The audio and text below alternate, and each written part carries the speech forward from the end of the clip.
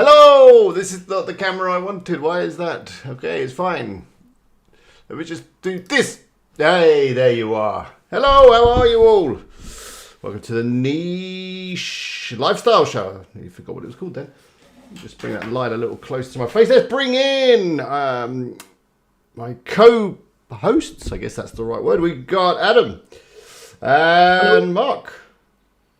There we go. And Doug. Perfect. There we are. That was more professional than usual. Welcome, everyone. So today, I know that you guys can see the back of my head as well, which is slightly annoying. Oh, there we go. Let me just adjust that. I think you can see. Hello? Hey. We all still good? Yep. Yeah, we are.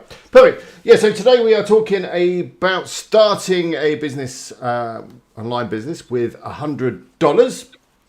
But of course, we can talk about whatever you like. I know a lot of people are interested to hear how our sites are faring after the Google update, so we can probably talk about that. And of course, we can answer your questions and just see where the conversation takes us. But before we do that, what I want to do is do a few hellos. I saw that Adrian was in. Who else have we got in? I'm going to the Apple shop on Friday. My MacBook is not good. It's one of the new M1 MacBooks. I think it might be worth waiting for the M2. Just a thought. This is why you should move over to PC, obviously. No, how dare you? Nobody likes Macs, obviously. No, nothing too drastic. What I'm going to do is I'm just going to turn around for a second because I can see the comments there. Hello, Alex. Sue. Hello, Phil. Elisa. Bill's here. Tim, good to see you. Larkin. Birdie, good to see you. Who else have we got? Emily's here. Gaz. Sam. My laptop will work a minute, so you don't have to look at the side of my head for too long. Zaid's here. Boom Boom. And Daniel. And Sorin. PC sucks, said Phil. Ninja, who? Yeah. Apple products are overpriced. Yes, probably. Quite probably. I'm having a nightmare with them at the moment. My son's iPad got broken at the weekend as well. So somehow they managed to put a hole in the screen. Of course, no one knows exactly what happened. And I thought, well, it's like 400 quid for a new screen at the Apple shop, which is about the same price as an iPad. So there's a guy on the front who fixes phones. I took it there, €100. And he fixed the screen, but now it just randomly turns off all the time. Oh, joy. Anyway, what's new in your week, Doug? Let's see. Do you use Apple products? Yeah, I'm all in. I have a watch, a phone, iPad. I think I have a MacBook Pro, and then I just got the new Air and M1. I got it on eBay, so I didn't pay nearly as much as a brand new one. And No. it's been working great for me. And then a Mac Mini. I mean, I got it all. Apple TV, all the stuff. I'm in. You got it. You're well in. Yeah, wow, that's a lot. I thought I was in. You've gone further than me. That is a lot of kick. AirPod Pros. Like I have. You got the big ones? Oh no, just the. It's just the slightly larger. I mean, this is a commercial. Are they better? They're just bigger. They do noise cancellation, Pros, don't they?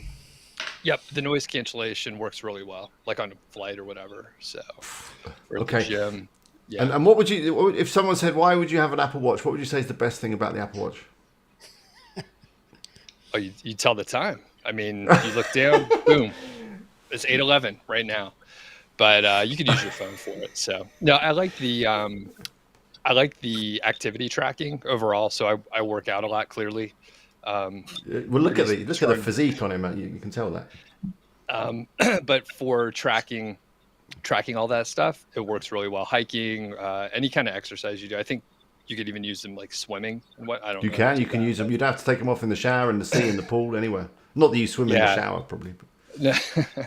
But the thing is, like, if you don't care if you're getting by like without a watch, I wouldn't. I mean, you're fine without it. Some people, you can make calls on there. You can, check your email, write text, all that stuff. I have all the notifications off. I don't want to be disturbed. But if you were into that, you could do all that stuff. Yeah, I turn notifications off. You don't want your wrist buzzing continuously, do you? No. But otherwise, yeah, it was a good long weekend here in the U.S. It was Memorial Day, so I usually take a Friday off anyway, and then had like a really nice long weekend. Just kind of, I'm not sure what day it is. I'm still not caught up. It feels like Friday right now, so I'm not. I don't know. It's Wednesday. It is Wednesday. Good. It's Friday in the UK. Yeah, it's Friday in the UK because it's like the Queen's thing tomorrow. If you celebrate being ruled over by an unelected person, then that's what they're doing tomorrow in the UK. Look at him; he's been out the country a few months. And... No, they're doing it here down the port. They'll be having cream teas and putting bunting up and all that stuff.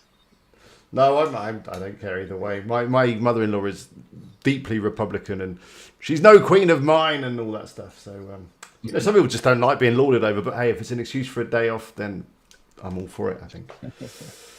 My son, his schools are an English school, so they're doing some stuff. They're taking in food and things. So what else are you up to this week, Mark? Yeah, so we're planning and prepping a lot for the Building Empires event next week, the online event. Oh, yeah, of course. 3 days. So we've been putting a lot of work into that, getting that polished and finalised and getting all the videos in and edited and all that kind of stuff. I'm all in on Apple as well. Like, I've got everything, except I thought I had everything, but then I realised I don't have a MacBook Air. Although my wife has one, that's what counts. I don't have I don't have an Apple TV, but I got a MacBook Mini. I got the Pro. I've got the AirPods. So I'm the same, but yeah. But I used to work at Microsoft for 10 years as well, but I still had an Apple iPhone even back then. So, but I think they are expensive, right? But they last longer as well, though. My last MacBook lasted like 6 years, and it was still they do for sure. They last longer than a Dell or something. Yeah, they just Windows like PCs and that, a couple of years and they're toast, really, aren't they? Anyway, well, it used to be anyway. I haven't had one for 10 years, so it might be different now. They might be better now. Yeah, we're going to a wedding this weekend. So instead of having a 4-day weekend, well, I've got a 4-day weekend, but I'm going to a wedding Thursday, Friday, up north, up near York again, where we were with the Epidemic Gathering in Sheffield. So that's coming up for me this weekend. Yeah, that's kind of what we've been living at the moment. Okay, that sounds fun. And Adam, what's new with you? Similar to Mark, just prepping for the event, and even though we do have a 4-day weekend, I forgot to block out my calendar yesterday, and then someone booked a call for 5 p.m. So it's a day off, but I've got to do the call at 5 p.m., which is fine, and then we've got the rest of the weekend off. But we won. Me and my wife Jess won a yoga retreat / mindfulness day on Tuesday. So we went there and we had started the day off very healthy with a smoothie, which I didn't like. It's like kiwi and cucumber, which was way too healthy for me. I just ended up having some water. What does that taste like? Taste just taste of health. I didn't like it. Jess loved it. Yeah, she's like, "Oh, this is amazing." I was like, "Oh no, just give me some water instead." Drinking cucumbers, no. Nah. And then, it was just a day like some meditation, doing some yoga, which is actually way harder than I always imagined yoga to be, like on your legs with certain poses. Oh my God. So at one point, there was only 4 of us there. And at one point, like the lady come around to like put us into the position correctly. And she said to me, "Oh, you don't have to do this one because I can see that your legs are shaking already." I was like, "Yeah, it was really hard on my legs. Like, I don't want to do You're not as supple as you thought you were. No, definitely not. So that was nice, and I came back feeling very relaxed then because we had a little treatment afterwards in the massage parlor as well, which was nice. Wow, that's that. So will you be going back? Yeah, well, so we go there quite often anyway. But Jess has her cakes Instagram page, which is quite popular, and I think the lady invited us to this freebie day because she wanted Jess to post it on her Instagram about we'd been there for the day and stuff. So I think that's the whole reason why we won the competition. But yeah, it was good. Let's say that, or the other entrants are going to call foul. Yeah, I'm sure they're not watching this, to be honest, Mark. All the other people living in Merthyr watching the lifestyle show. Yeah. Okay, Bill, I'm not going to get into a discussion with you about the EU and how different that is to the royal family. But let's talk about what's been happening over the last couple of weeks, because it's a big topic, and then we'll get on to starting a business with $100. How are your sites doing after the Google Core update, which I guess we should say is still an ongoing thing, and Google have been known to kind of undo things or wind it down a little bit if they think the changes are too strong. But generally, how are you feeling? Have you been anxiously checking your analytics daily? Let's start with Doug. I haven't been anxiously checking, but I check in every couple days. Things are normal on my site, at least the one that's relevant in this case here. There was a little bit of a dip on, I would say, like the 24th, 25th, 26th, as far as traffic. But it looks like it pretty much recovered as of like yesterday. And when I say a dip, it was just a pretty minor blip. You could barely tell, which I think could be related to the Memorial Day holiday in the US. A lot of the traffic's US based. So it kind of coincided with that. So you can't really tell. And then, like I said, things seem to be stable, and I haven't noticed anything. I did hear from a few podcast listeners and viewers from my email list, and handful of people say, yeah, there's an impact. I've lost traffic. A couple people said no impact yet. So just like all the big core updates, some winners, some losers, most people stay the same. And it doesn't seem that we can spot any patterns yet. Like this kind of site has been hit and this hasn't been hit, or this kind of content is being penalized, this one hasn't. There doesn't seem to be much rhyme and reason to it at the moment. Yep. Let's go to Adam. How are your sites faring? Yeah, similar to Doug, one has taken a hit, and it started on the 25th and then got a bit worse on the 26th, and it's kind of stayed steady since. So one site that was hit has lost, I'm just looking at the week because it's been a full week now pretty much, has lost almost 28% of its traffic week on week, this week versus the previous week. And then I've got another site which has actually gone up, and that's gone up 37.5%. So kind of one's dropped roughly the same amount as the other one's increased, and then the others are flat. So I feel like I've been fairly lucky. But they're both informational sites. Neither of them really have much commercial content, so there's nothing there, and they all kind of look the same. They're all set up very similar. If I buy a site, then I'll typically move it over to like my plugin stack, and I'll add like table of contents plugin and related posts and that kind of stuff. So they should be very similar in terms of the tech stack that's running them. Obviously, the content's different, and I bought both of these sites, so I don't know who wrote the content. Like, I haven't looked at is one piece of content better than the other or not, but yeah, I can't see any reason why one is down and one is up at the moment, to be fair. Okay. And a lot of people, when they see like falling off a cliff or some sort of sharp decline in traffic, they tend to panic and want to do things.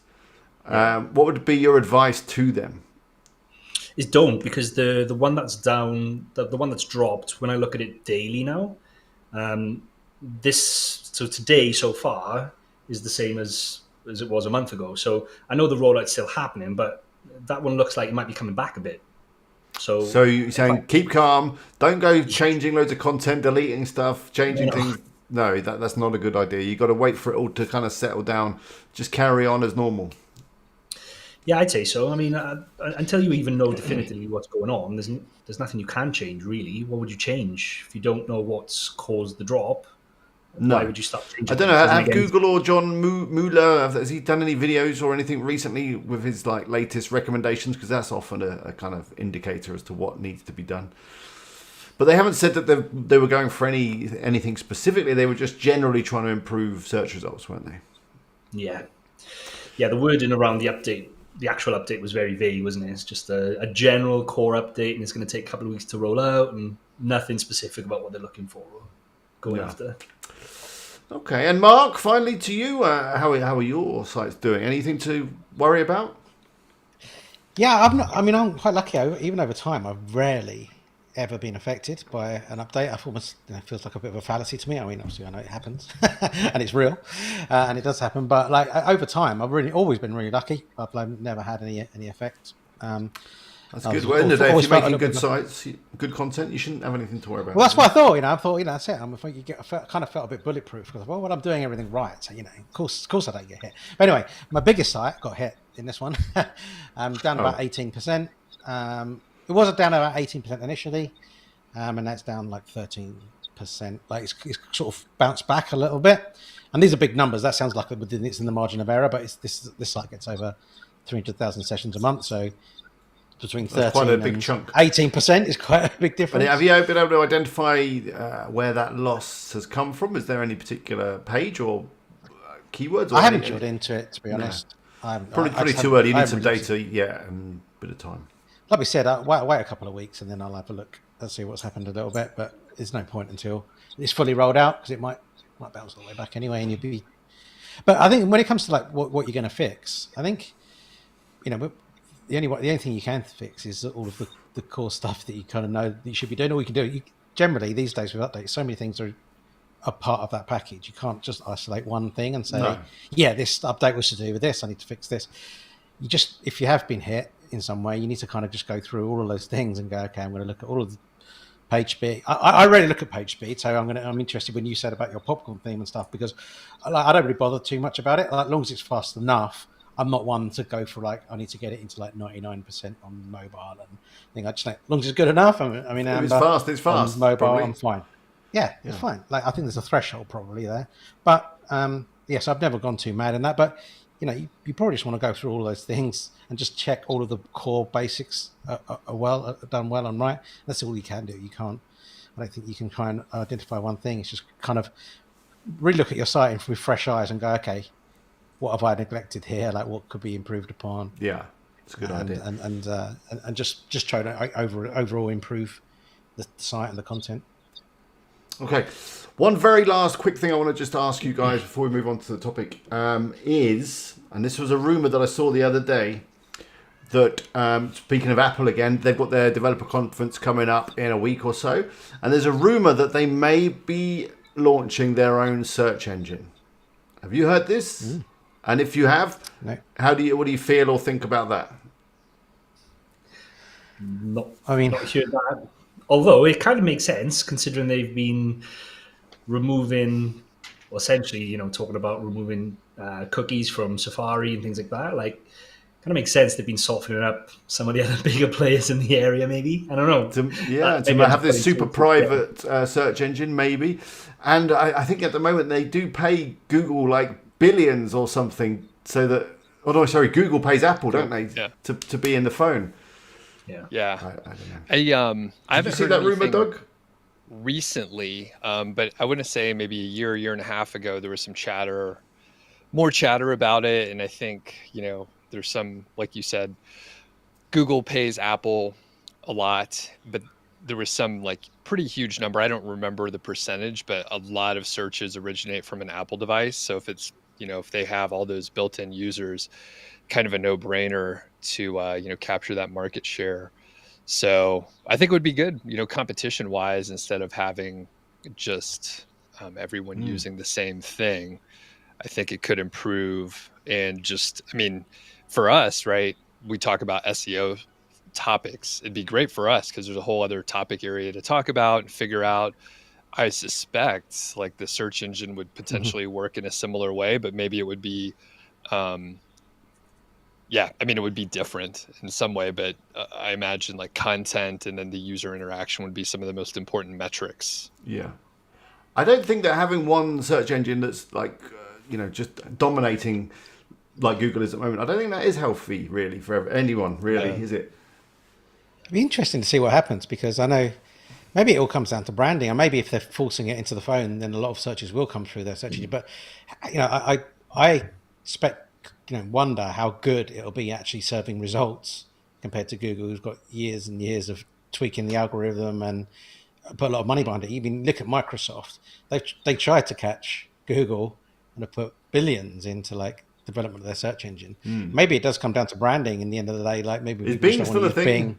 Is it? Yeah, Bing still exists, and I'm sure it's probably not too bad now. Like they've been doing it for years, right? But like maybe with Apple branding, they can make something that's actually not even as good as Bing and Google attractive in some way, and then maybe they improve it over time. But like I say, if it's forced into an Apple device, then they're going to get loads of searches automatically, aren't they? That was the kind of idea with Bing, wasn't it? That they were going to, it was like forced into Internet Explorer and onto a PC, that everything would just be Bing and Windows phones. But any person that's relevant uses an Apple device, 100%. Yeah. Dad, what are you saying, Dad? What are you saying? Should I just leave now? I think it's clear. I can't believe you. Right. That's enough of that. And by the way, the best reason to buy an Apple Watch is, of course, Apple Pay, which you completely missed that. That was the best thing, definitely. Yeah. That was awesome. The fact that you can go out of the house, you can forget your phone, you can forget your wallet, and you can still buy a beer. It's amazing. Yeah. Right. Let's get on to our topic. So it's starting a online business with just $100. You're out of cash, or you've got a very little cash behind you, and you want to start something. You've got some money to invest, $100. Where should that money go? And let's start with Adam on this one.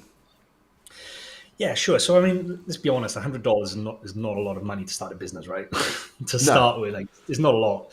So the first thing I would be thinking of is, what skill sets do I have that I could leverage? And I'd be looking at platforms like Fiverr or Upwork to see if I could leverage some skill set on there. So maybe you are good at keyword research, or you are good at finding age domains, or you've got a skill set that you can offer to other people. And I would go onto these platforms and I'd create an account, and then I would probably use the $100 to make my account look professional, essentially. So I would get professional graphics designed for my account, maybe my own logo, and make it look as professional as I can and make it look as legitimate as I can.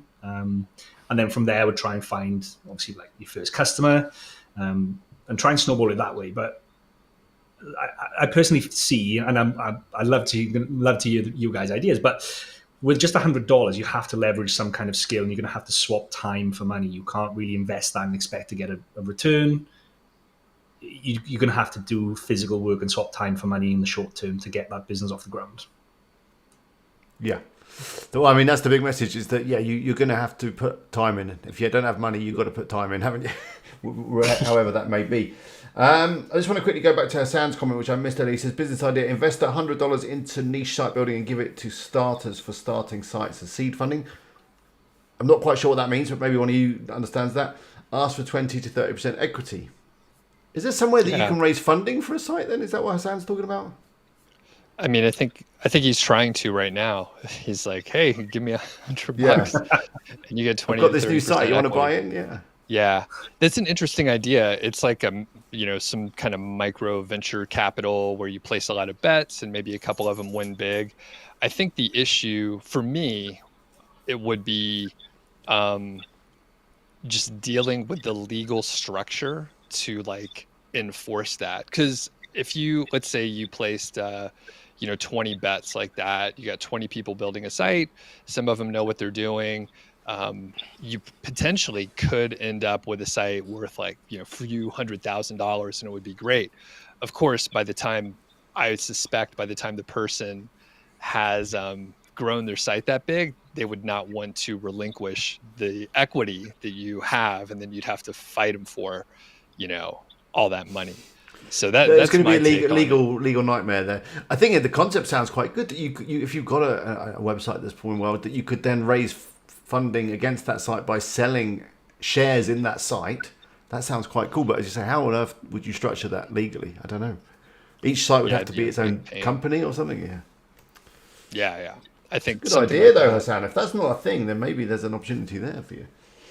Well, I mean, I think it's like the baby idea of what is there's a couple of those on Folio, right? On Folio. Dom's company, yeah. And I mean, it's great that he's doing that, but from where I sit, I'm just like, man, it's like this insane to me. I would never invest in that. I mean, not because of that company specifically, but just that sort of a fund. Like, I think a lot of people they're guaranteeing returns, and I'm like, that kind of structure seems kind of fucked up to me. Oh, sorry. It seems a little off to me. I don't know. What do you guys think of that? Those funds. I think the OnFolio one is interesting. I was reading through their filing the other day. I mean, the filing was very interesting reading. It was very long and it's bits of it were quite boring, but there was interesting parts. And I mean, one of the interesting parts was I think they spent about almost $1 million just on getting all the paperwork and lawyers' fees and everything ready for IPO. So it's a ton of money. And then there were some red flags. I mean, I think their own accounting firm said that they have a concern that the current business model is not sustainable and the business probably won't last. And that's their own accountant saying that. And I don't know how, without overstepping the mark, it feels like a great way to make money if you own the fund, but maybe not a great way to make money if you put money into the fund, because I'm not sure how you get your money back out. They say they buy the preferred shares back off you after 5 years, but a lot can happen in 5 years through website investing. Yeah. Like probably there'll be another 10 Google updates in 5 years at least. There's a lot that can happen, and if you want to get out earlier, you've got to find someone to buy your preferred shares, and there's no guarantee, even though when it goes public, that those shares are going to be publicly traded, like tradable. There might just be no demand on the other side, so you might be stuck. And yeah, I don't know. It's interesting. I think it's great to look at. And on the flip side, like me and Mark talked about this before, because before me and Mark started Niche Website Builders, I was actually going down a similar route where I was looking to raise funds to buy websites and flip them. And I'm really glad I didn't, because I've spoke to other people who've done this in the past on a private setting, not in like the OnFolio public setting. And it sounds extremely stressful. It sounds really stressful, taking other people's money and managing it and being accountable to them and explaining to them, oh my God, there's a Google update and we've lost 30% of our traffic. We don't know why and we don't know how to fix it. Like it just feels really, really stressful if you do that with other people's money. So yeah, how do you answer their difficult questions? Yeah. Okay, so Mark, what would you do if you had $100 and you wanted to start something? Yeah, I guess it's pretty similar. So I think, like Adam mentioned, like you're gonna have to trade you're gonna have to think about like what it is that you're good at, and then kind of use that to kind of make some additional income. Because if we talk about just website investing and what we're doing, you get $100 you can use for hosting for like a year, potentially, and then you've got to write all of the content yourself, build the website yourself. And the good thing about this business model, it is cheap to start in that way. If you want to, you can do everything yourself. If you're more time rich than cash rich, then that's great. It's just how much time you invest into it. And once it starts making money, then you start to get, you can start to reinvest that back into that business. But I don't know other parameters here. Like, are we assuming that we've got to live at the same time, and therefore we need to make some money? This is the expendable income that you've got. You've covered the bills and the food. You've got 100 left over. It's all hypothetical, of course, though. But you should never use food money for anything apart from food, really. So really, you're just spending all of your time doing the work. But if you can raise some money some other way to increase the amount of money that you have then to spend by, if let's assume you're working a full-time job, that's why all your expenses are covered, or maybe you need to work some other time in the evenings when you're probably supposed to be blogging as well, so you've got that balancing there, where you kind of make some extra. I'm not sure about doing an Upwork profile and getting that, because I know that it's kind of that vicious circle. You need to get an Upwork profile, you need to get some ratings before you get people coming to you, and I think it's really hard to get started on stuff like that. But I would, depending on what your skill is, you want to get in front of the people that are going to buy your service. So whether that's going to in-person networking meetups, if that's more your thing, sometimes you have to pay for them, like to go to that meeting or whatever, or potentially some spend on like some sort of advertising, like Facebook advertising, or on maybe AdWords, something like that. If you're going to try and spend that $100 on kind of getting you some leads to get you some work, I think it's probably going to be better that way around. So I guess then the more work you get, the more money you can spend on the advertising to get the leads to make some more money to put into your blog. I think that's kind of what I do. Good ideas. I mean, I was thinking about this, and like if I wanted to set up a niche website, that's what I wanted to do as my business idea. $100. So there's a few things that you're going to have to buy, isn't there? So you need to get a domain name. How much is that? We're talking $20 maybe. $5, isn't it these days? $5, okay. $5 domain name. We'll take that. Where's that from? Namecheap or something? Namecheap's about a 7 or 8, I think, isn't it? Okay, so we've got $7 or $8 on a domain name. We're then going to need some hosting, and I know that you can get some real cheap hosting if you want to, but maybe that's not the best thing to do. But I think you can still get reasonable hosting for, I don't know, $50 for the year, maybe. Possibly, yeah. Half decent stuff, yeah. I'm sure if you spoke to Phil, he'd be able to do a deal on that. So we've already spent maybe, let's say, 60 on hosting and domain names. So that leaves us with 40 left. We're aware that we're going to need, we're not in a position now to hire writers or anything like that just yet, but we've still got 40 left. So what I would then do is I'll install a free theme. I haven't got any money for popcorn, or of course just join one of my streams in the hope that you might win a license for popcorn. But if not, then there are some perfectly good free themes that you could use to get started. So with that last $40, what I personally would do, if you're not too good on your keyword research or anything like that, I would go and pay my man over on Fiverr that I did a video on 5 or 6 months ago, who did me some really good keywords for, I think, like $20. Gave me a list of 20 or 30 keywords, and the majority of them did rank fairly quickly. So you'd get the list off him, and then you'd create the articles yourself, writing them as best you can. And then to finish off the site, you're going to need some images and a logo. So I'd spend the last $20 on a Canva Pro subscription. That's my 100 done. And hopefully by that point, with a bit of time, I've now got a website with a lovely logo, some great images, and I've got a list of keywords that I can work through and create content. So by the time I've done that, I'll have 30 bits of content that should hopefully start to rank. And who knows, then I'm going to have to find another $100 in a few months or whatever. Or I just then continue to create content based on my own keywords. Yeah.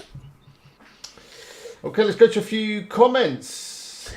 It's a very biased way of spending your $100 to start a business, isn't it? But yeah. It's what we know. What else can you do with it? Oh, a YouTube channel, right? I guess that's time. You could do a YouTube channel. That doesn't cost anything. You need a camera, I guess. But... Can I go too? Yeah. All right. I was going to say, you guys took all the great obvious ones, right? So I agree with Alex, number one.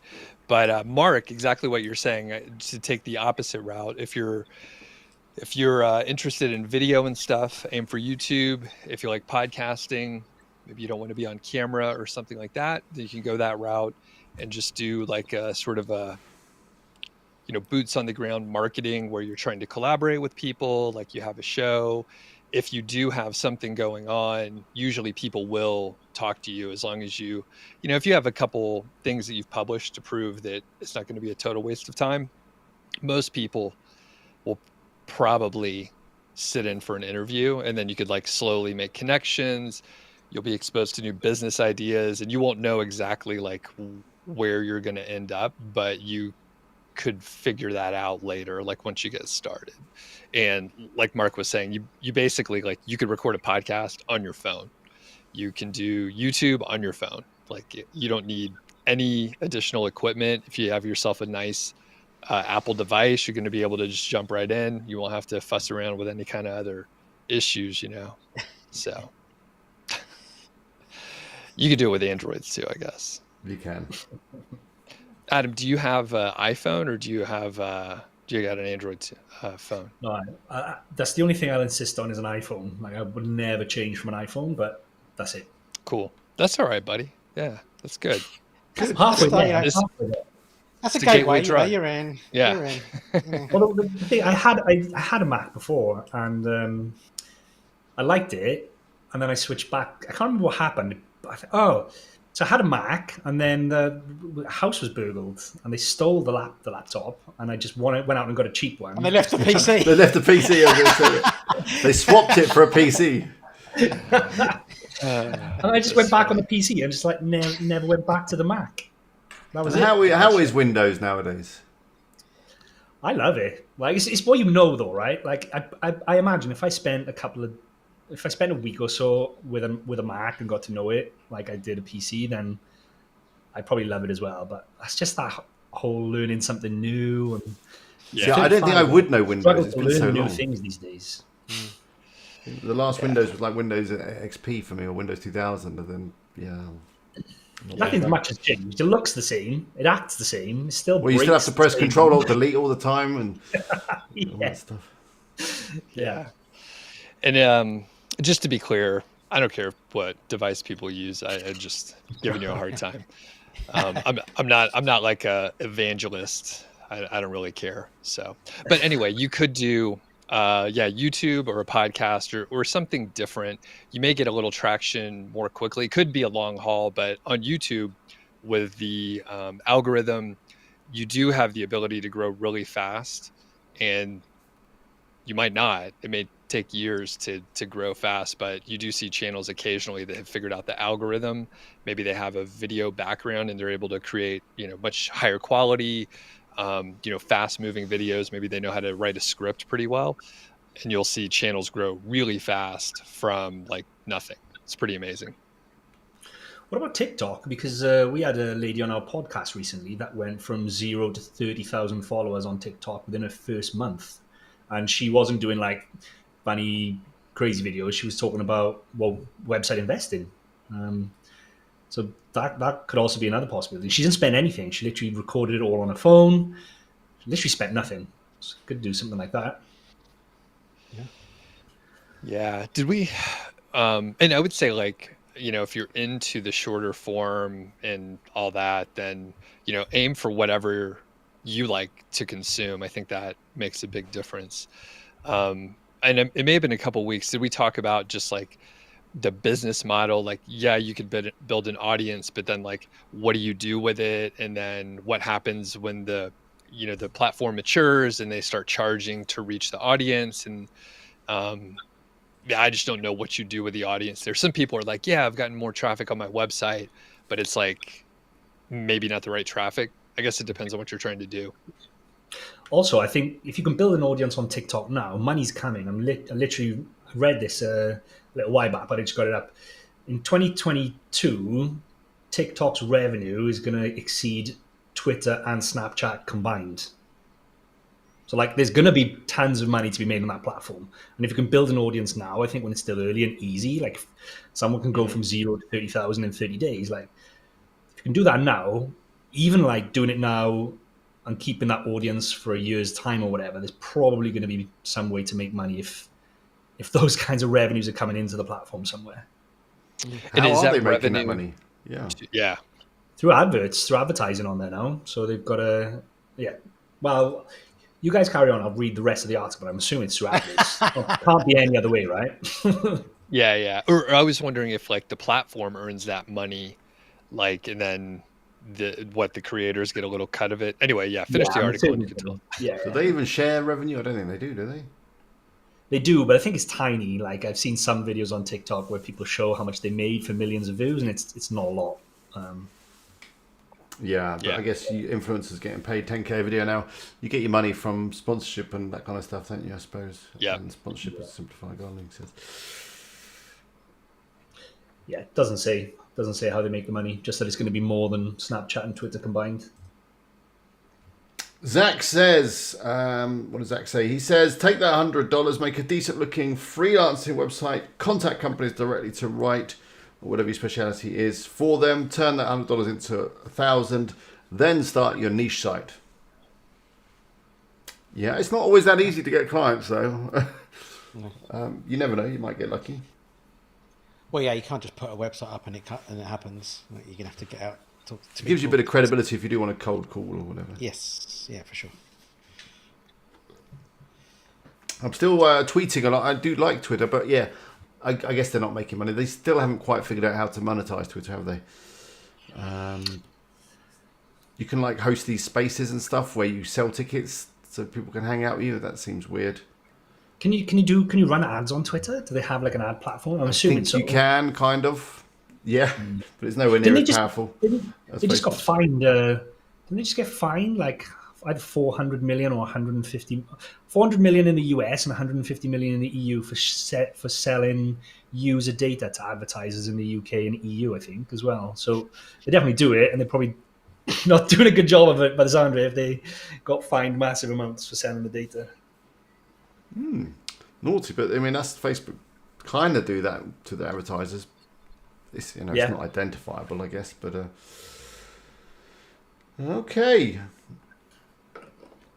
So yeah, if you've got any questions, how are we doing for the likes? Let's have a look. 37. We just need another 13 likes, so then we can do a little giveaway. So keep those likes going in. 38. That's almost like a tape deck. It's almost like you press play on a tape deck there. And Yeah, just it like, kind of is. stop. A little delay. Wayne says ads on Twitter are crazy expensive and have a low CTR. I find that most kind of display ads or social media ads have a fairly low CTR because you are, at the end of the day, they're interruption ads. They're, the old style sort of ads, like ads used to get on TV and things, where you're interrupting someone scrolling or that kind of thing. Unlike Google ads where you're kind of providing a relevant result when someone's searching for something, it's a different thing, personally. I don't know. I haven't run ads on Twitter before. No experience. Don't mock the Eagles' tech. Well, yeah, my tech is bad. I still haven't got my new microphone. Okay, people still talking about iPhones and Android phones. It's definitely sparked a conversation in the chat, isn't it? The best thing I like about, one of the best things I like about the iPhone, and I'm sure this was an iPhone thing, and Google copied it in Android, is when you kind of trying to log in somewhere and they send you a text message, and your phone automatically takes that code out of the text message and puts it into the form for you. Mm-hmm. Did not the iPhone do that first, or is that an idea that's been taken from Android?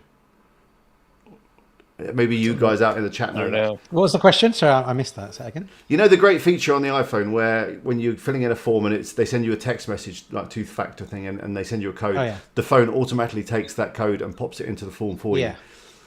Did the iPhone not do that first? Because someone... there was a big argument exploded on Twitter. No, that was definitely an Android feature first. That's the fight. That's the fight, yeah. They don't know what to fight about. And Sue has said that she doesn't like her Android phone. I think that's the thing. When you buy an iPhone, the kind of hardware you're going to get, don't you? It's going to be fairly good. Whereas when you buy an Android phone, some are really cheap, some are quite expensive. Which one's good, which one's bad? I don't know. It's like when you buy a PC, isn't it? That's the problem with PCs. When I used to work at Microsoft, is that there's so many different setups and so many different drivers and so many different devices.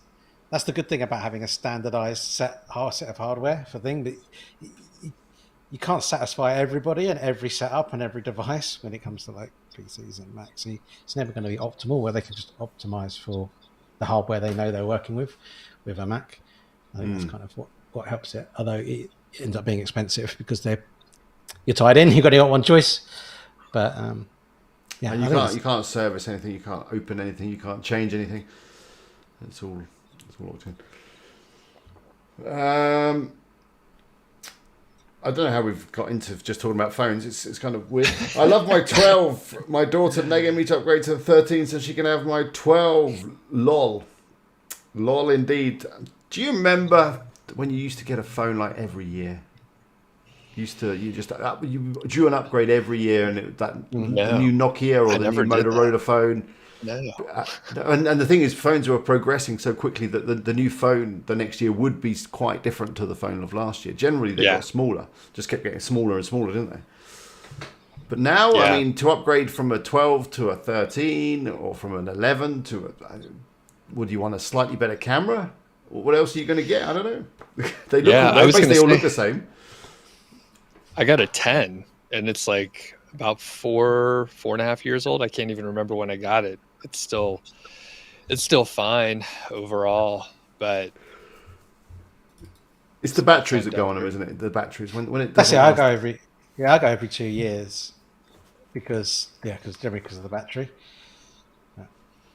One thing which so my brother's got a Samsung, and we were on holiday recently, and the camera on the Samsung phone is unbelievable. Like that was the only thing I was jealous of. The zoom on it, like we could see a sign in the distance, and we couldn't read it. And he said, I'll read that," and he zoomed in on it, and we could read it from his phone from the zoom. Yeah, it's incredible. I do often see that photos on those Samsungs look amazing.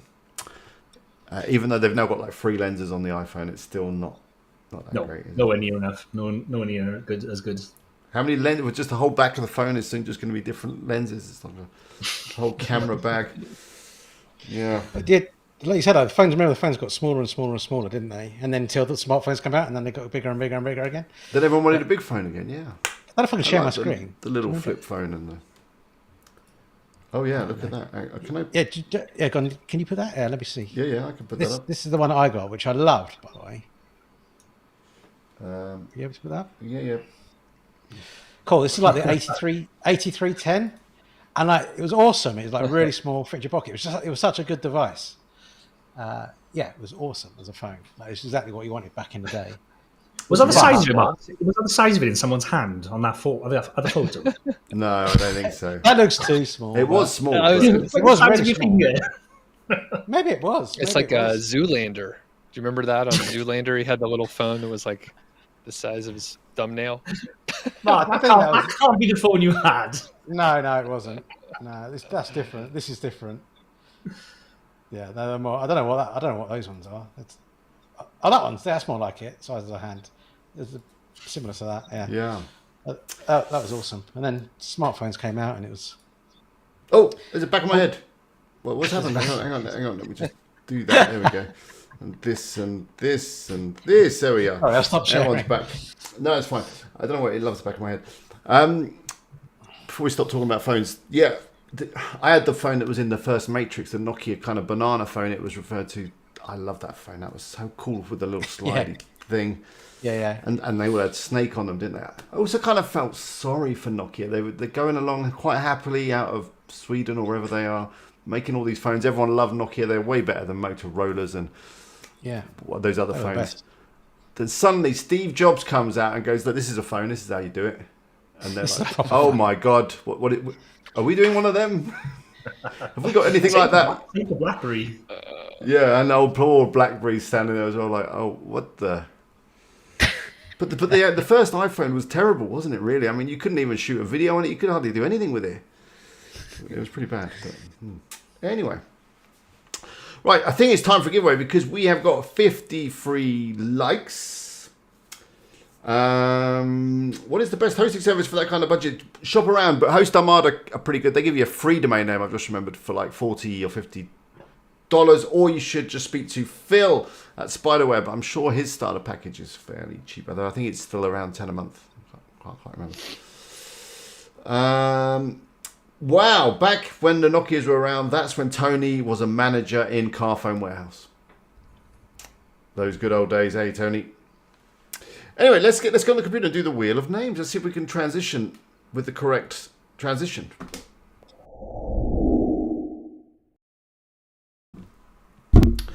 Here we are. That's just looking at darts calculators. Okay, we need the music. We need the music. Give me the music. So if you would like to win some WP Eagle merch, let me just get rid of the back of my head again. There we go. Just say something in the chat right now. Anything you like. Maybe type in what your favourite phone of yesteryear was. Was it the Motorola StarTAC? Was it the Nokia N95? Nokia N-Gage. That was one of my favourites. It was massive, but it was awesome. Yeah. And they started bringing out those kind of weird ones where you kind of open them up and there was like a whole keyboard inside. You remember those? What were they? What were they for? Has Sue still got an 8310? Sounds like she has. She says, 8310 here too. It's like it's still going. I know some people have like ditched their smartphones. They don't want a smartphone. They just want a phone. Just to send text messages. But no one even text message anymore. It's all like WhatsApps and messengers. Oh, the old Sony Ericssons. I forgot about them, Jonathan. They were good phones. I had a Sony flip phone. It was cool. on my first mobile phone free with opening a student account at university. And it was like, I can't remember what it was, but it has like a rubber aerial on the top. Oh yeah, I like the ones that used to have to pull the aerial out, you know.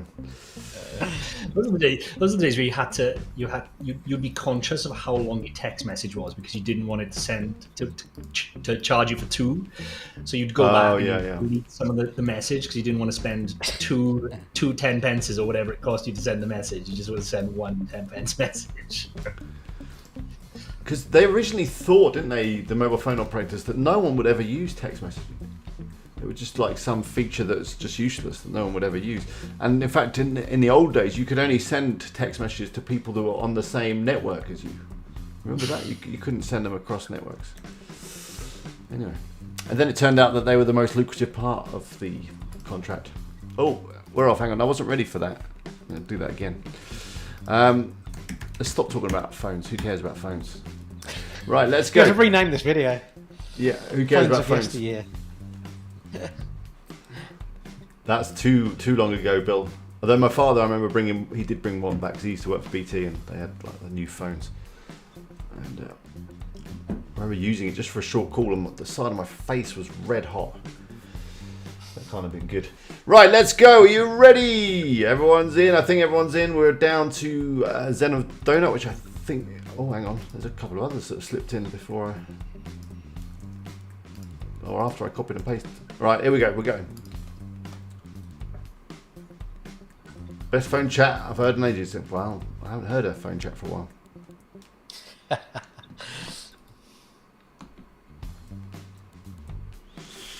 Who's it gonna be? Tony needs a new t-shirt. You can wash t-shirts.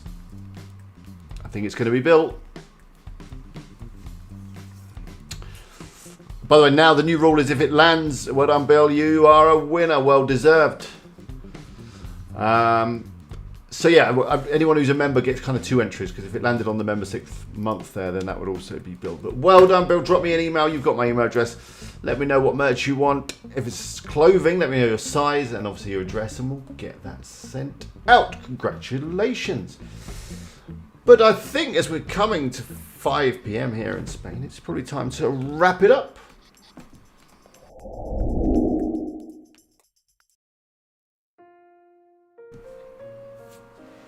Okay. You missed me out. Where am I? Oh, we got rid of you. We already wrapped you up. We got PC. Literally now. Hang on, where are you? Where are you? This is PC hate. I'm in the PC group, the terrible group. There we go. Thank you all for joining us. Let's just leave on some final thoughts. Have you got anything you'd like to promote or say, Doug? Yeah. 2 things. One, I've been publishing some videos on the case study that I'm working with niche website builders, and you should check them out. They're getting a lot of views. Today I just published how to create a custom report so that you can track the most recent post that you published, and it's really quick. You can just set up the report and people find it very helpful. So if you have a site with 100 articles already and you post 25 more, you would just want to track the new stuff, it'll show you how to do that.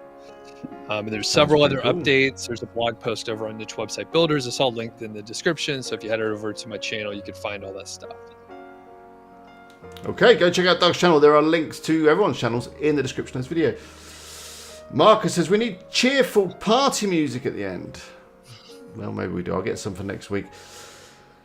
Adam, have you got anything you'd like to say or promote or any final thoughts you'd like to leave us with? Yeah, so we don't have our live stream tomorrow because it's holiday here in the UK. But we did one yesterday, so you can go back and watch it on our YouTube channel. And it's aptly called 5 months, 4 age domains, 600 posts equals traffic boner. So it's a case study where it's a work in progress, 5 months in that we're working on a client site, and there's a massive amount of effort being put in there, and traffic is just starting to spike now after just 5 months. So go and check that out if you'd like to see a little bit more about that. And also, we've got our event next week. So go to building.empires.live, sign up for our event. We've got Doug and Alex speaking. We've got Empire Flippers there. We've got Flipper. We've got Ricky from Income School. Loads of other people that are going to be speaking and talking about kind of building, buying, selling websites. So head on over and sign up to there.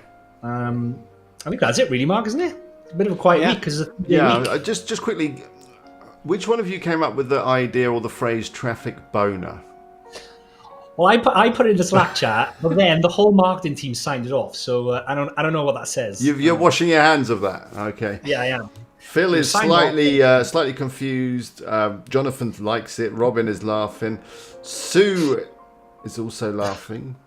When I first saw that, I thought, is that a good idea? Is that offensive?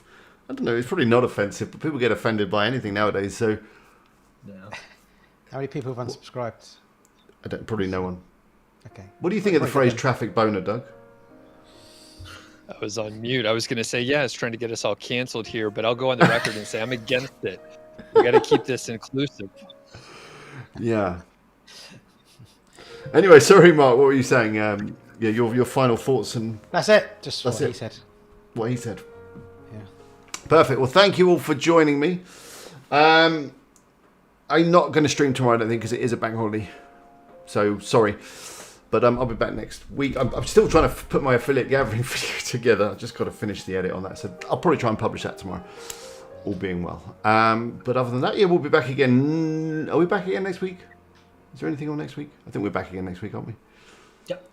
We are. No, so we're not next week. What? Yeah, I thought I saw a cancellation. Yeah, I thought there was something on. Oh, no, we're not next week because it's your big event, isn't it, next week? So it'll be the week after that. Yes. And then I was gonna say, the following week on the 15th, I won't be around then. So anyway, we'll sort that out. We'll sort it out. Yeah. Make sure that you're following us on the usual socials on YouTube, Twitter, Facebook, all those things, and you'll find out. You'll see something about what's going on. But anyway, thanks all for joining me. Have a great evening. Have a great thing in the UK if you're in the UK, and if you're not, then back to work for you guys. But anyway, until next time, let's say goodbye. Bye. Bye. Let me see if I can just transition.